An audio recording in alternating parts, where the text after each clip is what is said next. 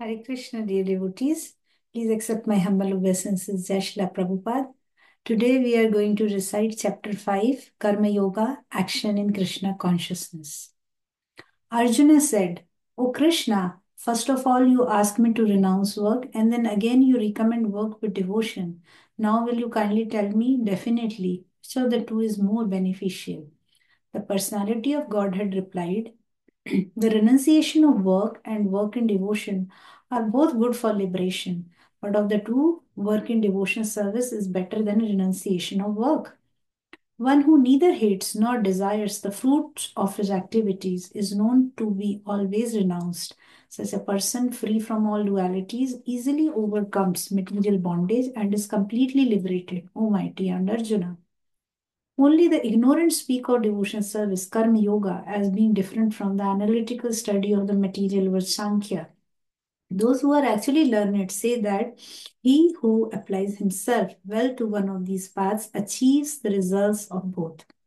One who knows that the position reached by means of analytical study can also be attained by devotion service, and who therefore sees analytical study and devotion service to be on the same level, see things as they are. Merely renouncing all activities, yet not engaging in the devotion service of the Lord, cannot make one happy. A thoughtful person engaged in devotion service can achieve the supreme without delay. One who works in devotion, who is pure soul, and who controls his mind and senses is dear to everyone, and everyone is dear to him. Though always working, such a man is never entangled. A person in the divine consciousness, although engaged in seeing, hearing, touching, smelling, eating, moving about, sleeping and breathing, always knows within himself that he actually does nothing at all. Because while speaking, evacuating, receiving, or opening or closing his eyes, he always knows that only the material senses are engaged with their objects, that he is aloof from them.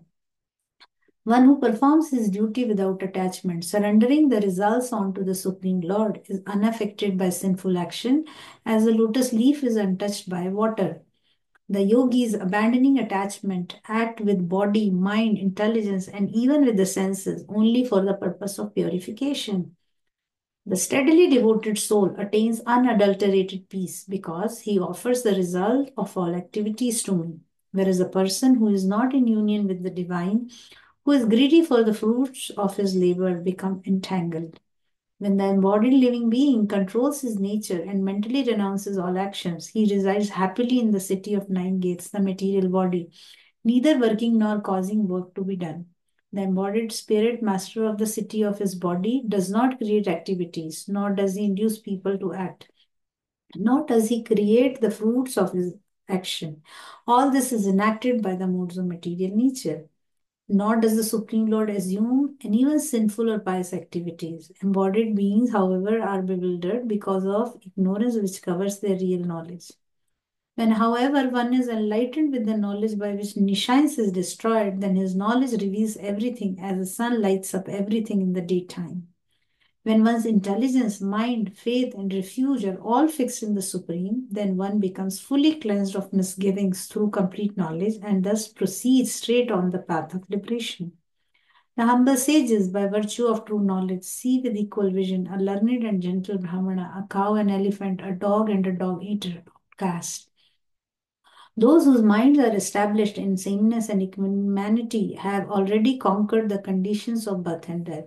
They are flawless like Brahman, and thus they are already situated in Brahman. A person who neither rejoices upon achieving something pleasant nor laments upon obtaining something unpleasant, who is self intelligent, who is unbewildered, and who knows the science of God, is already situated in transcendence.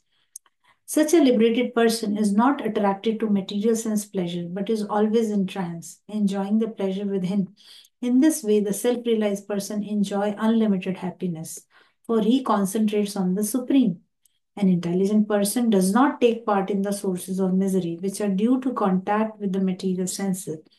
O son of Kunti, such pleasures have a beginning and an end, and so the wise man does not delight in them.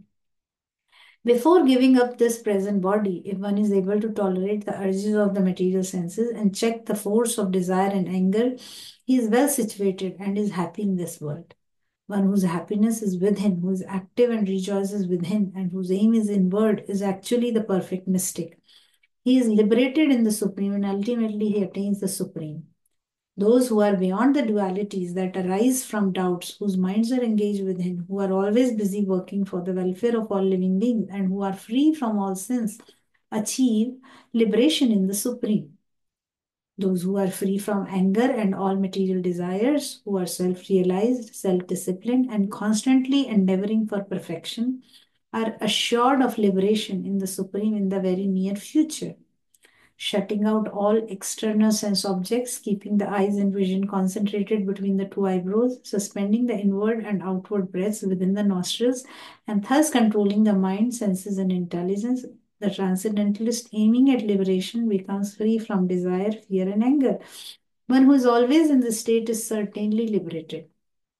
A person in full consciousness of me, knowing me to be the ultimate beneficiary of all sacrifices and austerities, the supreme lord of all planets and demigods, and the benefactor and well-wisher of all living entities, attains peace from the pangs of material miseries. Hare Krishna.